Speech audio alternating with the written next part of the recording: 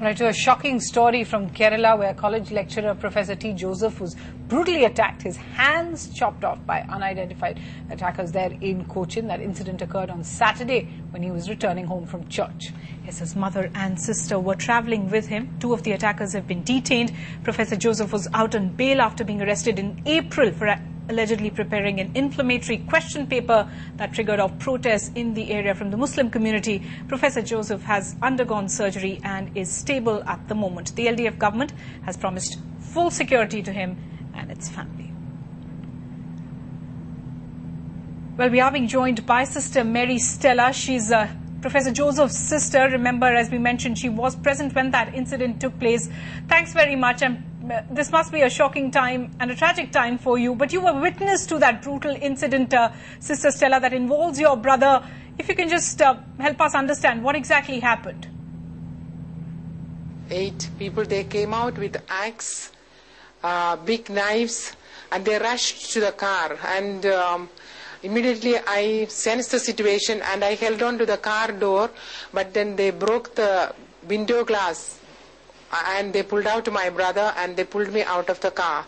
And my brother was at the back, but I couldn't help her because I was already taken into custody, which means I was held by my throat, by my mouth, because I was calling out for help. I saw my brother was being cut. They were cutting him with axe, like cutting firewood.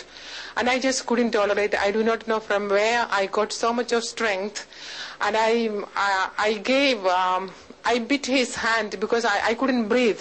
And then I jumped out in front of my brother. What I could see was his hand was cut and was thrown away, and his leg was being chopped. I couldn't see that sight, and my mother, aged 83, and she was in the midst of all this. I couldn't reach out to her.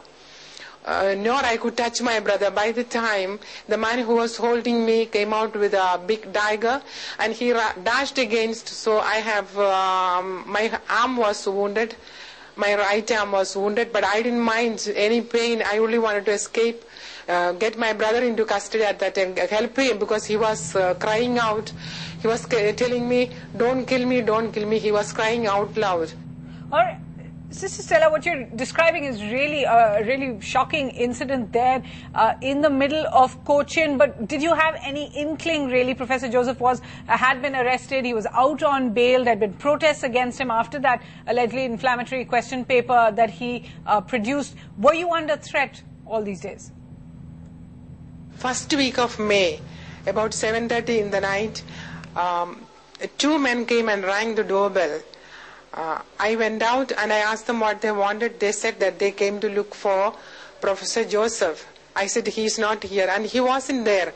And I did not sense the gravity of the situation. I said, would you like to take a seat? And they said, no, we will wait outside. We will wait on the road. So there were threats. And then they went away.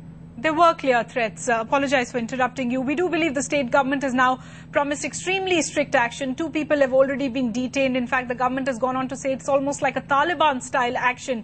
Do you still fear for your safety, or are you satisfied with what has been provided so far? Yes, I am satisfied. I'm satisfied because the police asked me not to get out of the room until they give orders. So I am always in the room. We are satisfied. Sister Stella, thanks very much for joining us from Cochin on this story.